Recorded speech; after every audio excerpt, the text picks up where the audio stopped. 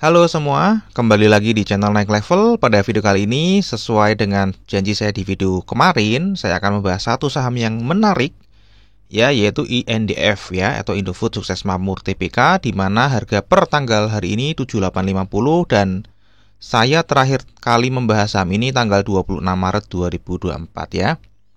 Nah, kita akan bahas saham ini INDF ya teman-teman ya. Kita akan update dari 5 parameter, yaitu yang pertama kinerja harga saham, fundamental untuk kuartal 3 2024, seasonality, bandarmologi, dan technical ya. Kita akan review update technical di video sebelumnya apakah sesuai atau tidak. Nah, kemudian ini ya, kinerja harga saham sejak IPO sudah cukup lama, harganya 6.200, stock split 2 kali. Ya, dan kalau teman-teman pegang sejak IPO ya sudah naik cukup banyak, ini belum termasuk dividen. Kita cek kinerja harga sahamnya selama 10 tahun terakhir. Ya, ini kebanyakan floating profit semua, ya. Kecuali ya 1 minggu ini dan 5 tahun, ya, tapi rata-rata floating profit semua ya. Di tahun ini sendiri sudah naik 20,93%. Oke, kita akan update profil company masih sama ya teman-teman ya. Ini indofood.com, dia perusahaan makanan olahan, kemudian bisnisnya juga masih sama, ada 4 kelompok usaha bisnis. Yang pertama adalah CBP, ya, kemudian ada Bogasari, ada agribisnis, dan ada distribusi sendiri, ya. Nah, untuk CBP atau Consumer Brand Products ini dia kategorinya adalah mie instan, susu, ya, makanan-makanan ringan lah, snack gitu ya, ada penyedap makanan, ada nutrisi makanan, bubur gitu ya, minuman juga ada juga. Kemudian di CBP ini dia brandnya itu kebanyakan nomor 1 dan nomor 2. Kemudian untuk di Bogasarinya ini tepung terigu dan pasta juga di nomor 1 brandnya. Ya, jadi memiliki pabrik penggilingan tepung terigu, ya, sudah lama. Ada tepung terigu, ada pasta, ini juga ada punya kapal ya, ada maritim. Kemudian ada agribisnisnya, ini juga agribisnisnya ini kan juga perusahaan terbuka ya. Agribisnis terbesar dari hulu ke hilir ya, di minyak goreng dan margarin, kemudian juga mendistribusikan, ada distribusinya sendiri. Ya, ini Indofood ya, garis besarnya. Merek-mereknya teman-teman mestinya sudah banyak tahu ya, karena ini brand market leader ya di lapangan. Oke, ini secara kontribusi produk consumers ya, consumer branded product ini penyumbang paling banyak atau ICBP lah ya. Ini juga perusahaan TBK ICBP ya. Ini menyumbang terbesar kedua Bogasari, ini ini terbesar pertama, ini terbesar kedua, yang ketiganya dari agribisnis ya, distribusi paling kecil ya secara penjualan ke pelanggan eksternal. Ya, dan kalau kita lihat labanya juga dominasi dipegang oleh ICBP ya. Agribisnis hanya selisih sedikit dengan Bogasari, tapi dia kedua ya di per September 2024 ini. Penjualannya paling banyak juga di pihak ketiga ya, pihak berrelasi itu nggak terlalu besar, hanya sekitar 10%. Nah, kita cek kinerja perusahaannya yang sangat bagus sekali ya, dari tahun ke tahun selalu naik ya, dan labanya pun ini ikut naik, namun harganya ya sekarang sih sudah naik ya, tapi sebelumnya di video saya sebelumnya kan harganya nggak naik-naik, itu sideways terus ya, nanti kita akan bahas. Kemudian struktur pendapatannya juga stabil, cenderung naik ya, dan memang ini laba bersihnya ada kebantu dari kurs ya, tapi itu nggak begitu signifikan juga. Kemudian ini ya pendapatannya dari 83,8 triliun jadi 86 triliun, naik 3,6%. Laba kotornya juga naik ya, karena beban pokok penjualannya ini malah justru turun di saat pendapatannya naik. Beban pokok penjualannya malah turun sehingga laba kotornya naiknya cukup besar. Ya, kemudian ini ada penghasilan beban lain-lainnya juga turun drastis. Ya, sehingga laba bersihnya naiknya cukup signifikan 25,3% meskipun pendapatannya hanya naik 3,6%. Secara valuasi ini masih menarik. Oh, ini saya salah ya, hari ini 9M ya, tapi ini cuman typo saja, datanya betul teman-teman ya. Secara price to book value ternyata berlawanan tadi dengan kinerja perusahaannya yang selalu naik, ternyata harga valuasinya malah tambah murah. Ya. Kemudian untuk dividennya sendiri, pernya juga semakin murah, ya, semakin murah. Jadi earning yield-nya otomatis semakin murah dan saat ini pun ya naik sampai 29,9%. Jadi ini saham per kuartal 3 2024 adalah saham yang sangat murah ya, karena memberikan yield 30% setahun. Nah, kemudian berapa harga wajarnya per kuartal 3 2024? Harga wajarnya di 8.800 sampai 13.300. Jadi harga saat ini 7850 itu masih terdiskon 11 sampai 41%-nya. Ini ada 24 analis dari yang ada di Stockbit ya, merating Indofood ini 19 buy, hold 5, sell-nya 0 ya, dengan target rata-rata harganya di 8.840 ya, mirip-mirip lah dengan harga wajar versi naik level yang paling bawah. Ya. Oke, cukup menarik kan?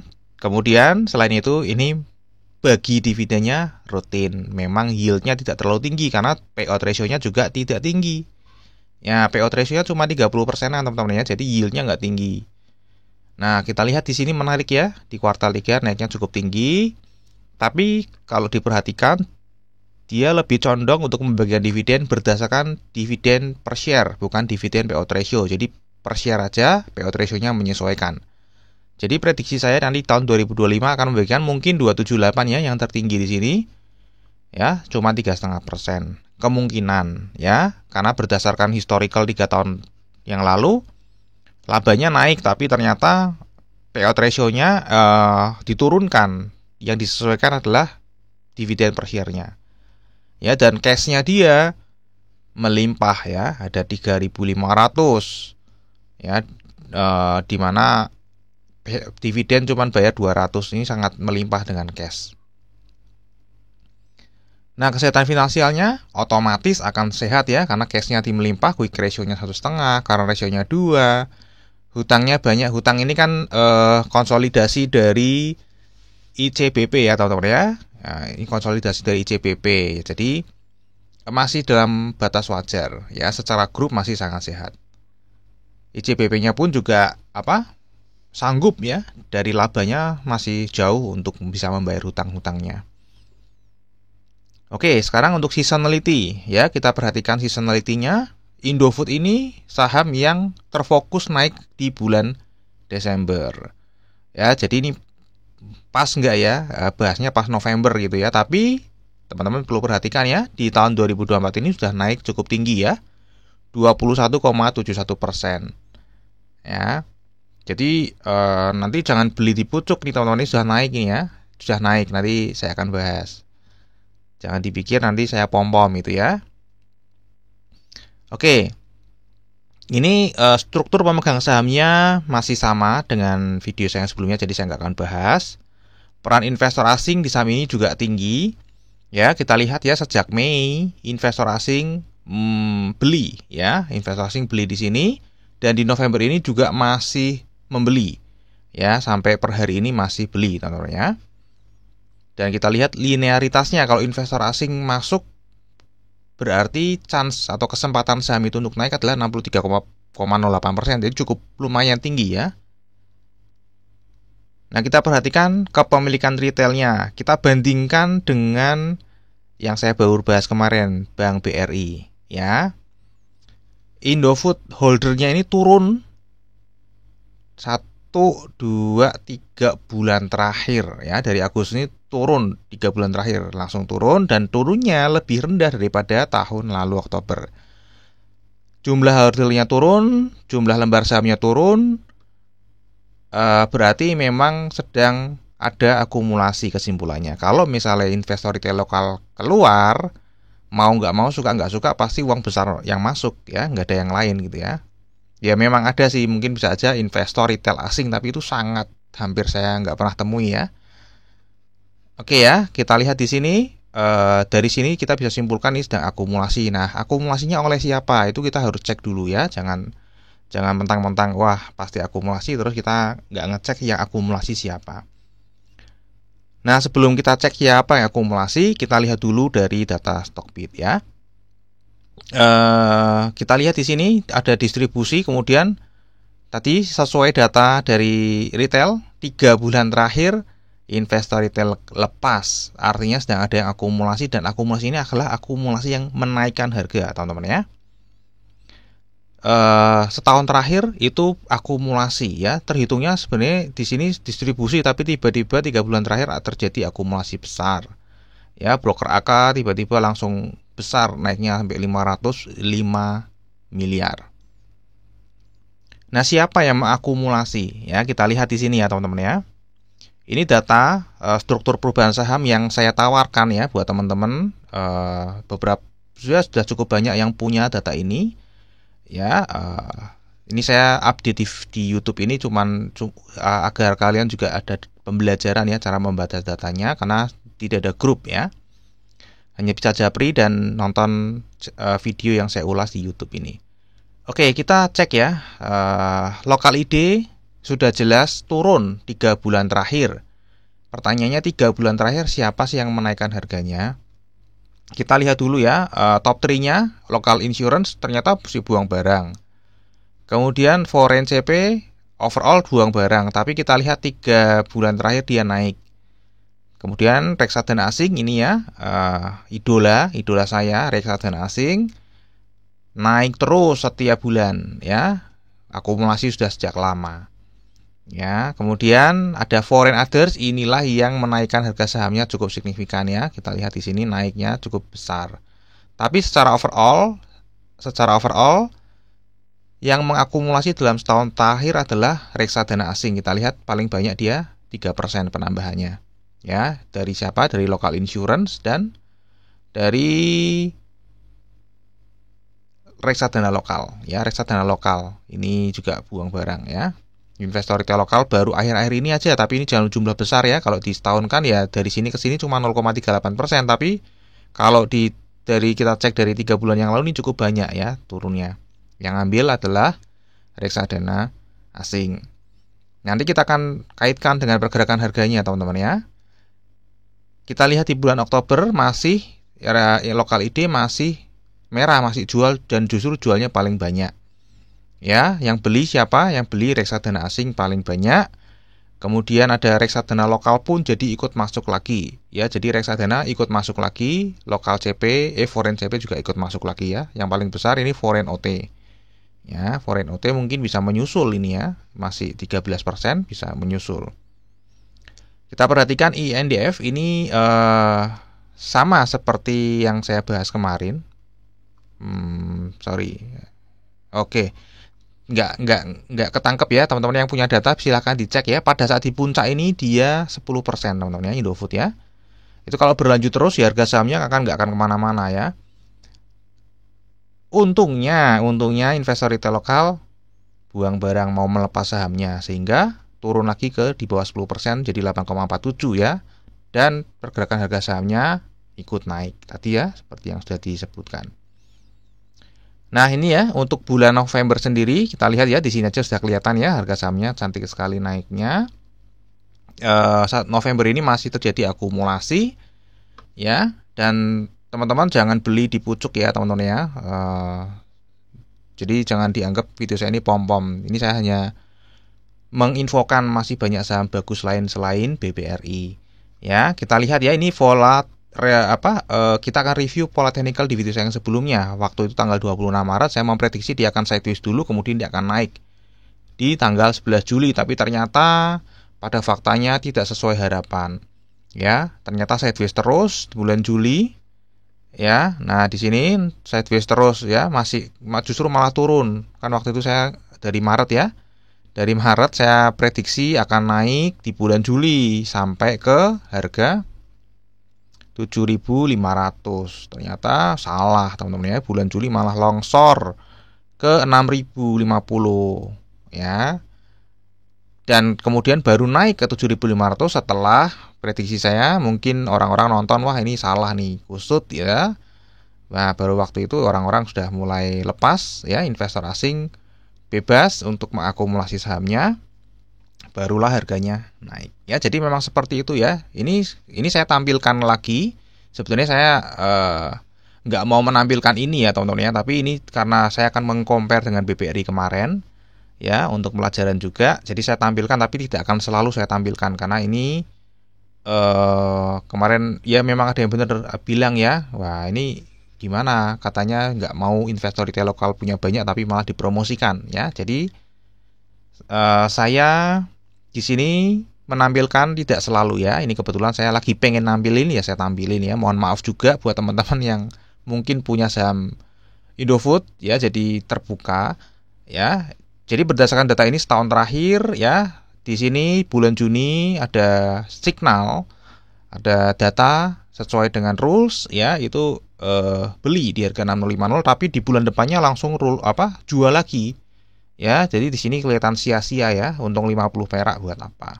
Tapi ternyata di bulan depannya masih sideways, ada signal buy lagi di 6150 ya, dan ini kebetulan pas ya, kebetulan pas saja. Tapi kadang-kadang ada yang di tengah gitu ya. Jadi rada telat masuknya sudah di atas gini, tapi nggak apa-apa ya, karena masih naik juga. Ya, jadi kalau beli di sini kemudian di tanggal 2 September dapat data lagi, signalnya atau datanya masih menunjukkan untuk bisa hold. Di bulan Oktober masih bisa hold. Nah, biasanya kalau ada yang hold di sini ada tergoda nih, wah habis hold turun kan ke sini langsung panik jual. Ya, tapi ternyata naik lagi. Ya ada sih memang kayak BBRI ya, sudah naik turun malah turun lagi ya bisa, tapi ya namanya data ya seperti itu ya, mau gimana lagi ya, kita nggak mungkin bisa perfect ya, pas di titik pucuk ya. Ini untuk bulan November signalnya masih hold. Nah, kalau pas tanggal 1 terima data langsung anjlok seperti ini kan langsung panik ya, wah jual aja deh, nggak apa-apa kan tetap cuan. Tapi kalau masih konsisten dia ternyata masih naik lagi ya, dan ini mungkin akan bisa naik ke 8.300. Dan ini teman-teman ya, sekali lagi saya menginfokan jangan beli di harga sekarang. Ini saya sih bukan rekomendasi ya. Kalau teman-teman belum punya ya sebaiknya jangan beli. Kenapa? Kalau teman-teman beli yang ada adalah harganya malah turun. Ya, jadi nanti dipikirnya nanti wah ini pom-pom ini. Ya, dia beli langsung turun. Kenapa kok beli investor retail beli kok harganya turun? Ya memang nggak tahu kenapa seperti itu ya. Karena pada faktanya datanya berkata seperti itu. Ketika investor retail beli, harganya pasti turun. Kalau investor retail jual, harganya pasti naik.